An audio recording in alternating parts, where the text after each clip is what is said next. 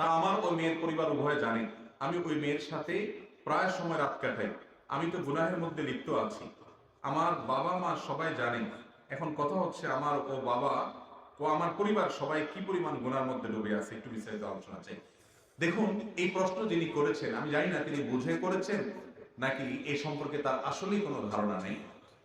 আজ আমাদের এই সমাজের যে ব্যাধিটা মহামারীর মতো সকল ঘরে ঘরে ছড়ায় গেছে, এই ব্যাধিগুলোর ভিতরে একটা হলো এই জেনার ব্যাধি। এত ভয়াবহ, এত ডেঞ্জারাস যে এটা থেকে মুক্ত মানুষ পাওয়া যায় না। মনে রাখবেন যুবক ভাইয়েরা, এই তারুণ্য এবং যৌবনকাল অন টাইম জীবনে একবার আসবে, আর আসবে না। কালি লাগাই ফেলছেন, এটাকে রিমুভ করে নতুন করে শুরু করতে পারেন, কিন্তু যদি এর মধ্যে ডুবে থাকেন তো আপনি নিশ্চিত থাকতে পারেন আল্লাহ রাব্বুল আলামিন দুনিয়াতেই আপনার জন্য আপনাকে এর জন্য প্রায়শ্চিত্ত করাবেন, আখিরাতে তো আছেই। এইজন্য জেনা এমন হারাম, এমন ভয়াবহ বিষয়, জেনার শাস্তি সবচেয়ে মারাত্মক। বিবাহিত মানুষ যদি জেনা করে, ইসলামী শরিয়া বিচারিকভাবে তাকে শাস্তির কথা বলে, যেই শাস্তি মৃত্যুদণ্ডের মধ্যে সবচেয়ে নির্মম ভাবে মৃত্যুদণ্ডের কথা বলা হয়েছে। কারণ এটা আল্লাহর কাছে এত জঘন্য অপরাধ। নবী করিম সাল্লাল্লাহু আলাইহি ওয়াসাল্লামকে আল্লাহ তাআলা মেরাজের রাতে নিয়ে কিভাবে জেনার শাস্তি দেওয়া হচ্ছে সেটা দেখাইছেন। যার কারণে এই ভয়াবহ অপরাধ করবেন অবলীলা, আবার বাপ মা জানবে, পরিবার জানবে, সবাই চুপচাপ থাকবে, এই পুরো পরিবারই সোজা কথা যদি তারা মৌন সমর্থন দেয় সব দাজ্জালের অন্তর্ভুক্ত, সব দাইয়ুসের অন্তর্ভুক্ত, এবং এর কারণে জাহান্নামে যেতে হবে।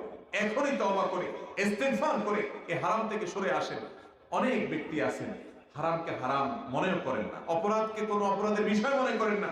যুবকরা জেনা করবে, অনেক বাপ মা আছে মনে করে যে আজকাল এই বয়সে একটু আধটু করে। এই বাপ মারা প্রত্যেকে ওই ছেলে জেনা করে যে পরিমাণ গুনাহগার হচ্ছে তারাও সমপরিমাণ গুনাহগার হবে, শুধুমাত্র ছেলের এই অপকর্মকে সমর্থন জানাবার জন্য। এই জন্য মা বাপরা সাবধান হতে হবে, দায়িত্বশীল হতে হবে, দায়িত্বশীল বড় ভাইরা তাদের সাবধান হতে হবে। আর ঠান্ডা মাথায় জেনার অপরাধে লিপ্ত হয়ে বলবেন যে আমার কি গুনাহ হচ্ছে, আমার তো যথেষ্ট সন্দেহ হচ্ছে যে আপনি প্রশ্ন জেনে শুনেই ঠান্ডা মাথায় করেছেন নাকি আপনার অজ্ঞানতা আছে। কারণ জেনা যে হারাম এটা জানা না এমন কোন মুসলমান বাংলাদেশে অন্তত থাকার কথা। শুধু হারাম হচ্ছে তা নয়, হারামকে যদি কেউ হারাম মনে না করে, হালাল মনে করে, এটা অত্যন্ত ডেঞ্জারাস, এটা কুফরি পর্যন্ত চলে যেতে পারে।